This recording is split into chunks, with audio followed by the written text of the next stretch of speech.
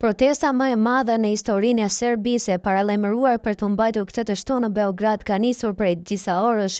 Raportohet se në bulevardin Mbreti Aleksandër, afër parlamentit të Serbisë, janë mbledhur qindra mijëra njerëz. Mediat në Serbi raportojnë se kjo zonë është e mbyllur për trafikun, ndërka gjatë tërë ditës, por dhe nga mbrëmje janë parë turma të mëdha njerëzish që përshkrojnë rrugët që të çojnë në Beograd.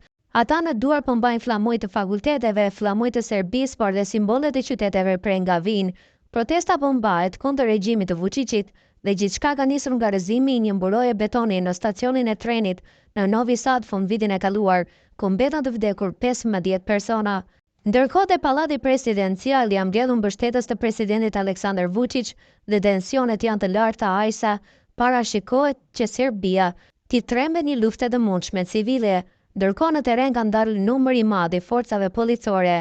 Ndonë se ishte paraparë që të fillonte në orën 16 protesta përpara Kuvendit të Serbisë, organizatorët kanë bërë me dije se lokacioni do të ndërrohet për arsye sigurie dhe se do të nisin tubimin në sheshin Slavia. Siç raporton televizioni në një, ka informacione se protesta do të jetë edhe para Kuvendit, por se një sken do të ngrihet edhe te Slavia. Studentë dhe qytetarë janë drejtuar drejt Kuvendit të Serbisë në 4 lokacione. Aktualisht një numër i madh njerëzish janë në rrugët e Beogradit dhe nuk është më e mundur t'i afrohen para parlamentit serb. Teksa protesta vijon, gazetari Vuk Çvijić deklaroi se nga policia vinin informacione se njësitë të caktuara të saj kishin refuzuar të godisnin qytetarët ashtu siç është urdhëri nga Ministria e Brendshme dhe presidenti Vučić.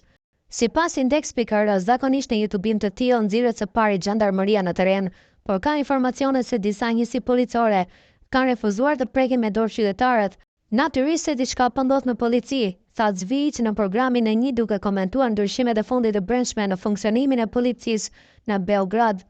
Aleksandar Vučić ka vazhguar nga afër punimet e një kantieri ndërtimi para se të niste protesta dhe tha se ishte i bindur se do të ruhet paqja dhe stabiliteti në vend.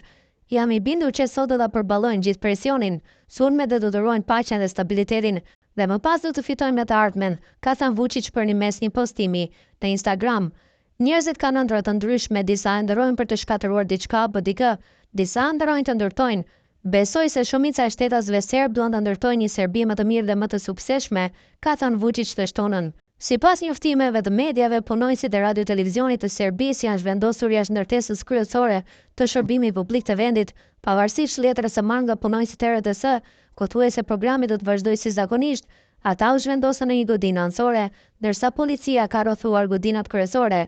Përveç qytetarëve të shumtë para Kuvendit të Serbisë, ka edhe një numër të madh të pjesëtarëve të xhandarmerisë, forcave të tjera policore si dhe persona të pa identifikuar, të veshur me një lloj uniforme zyrtare.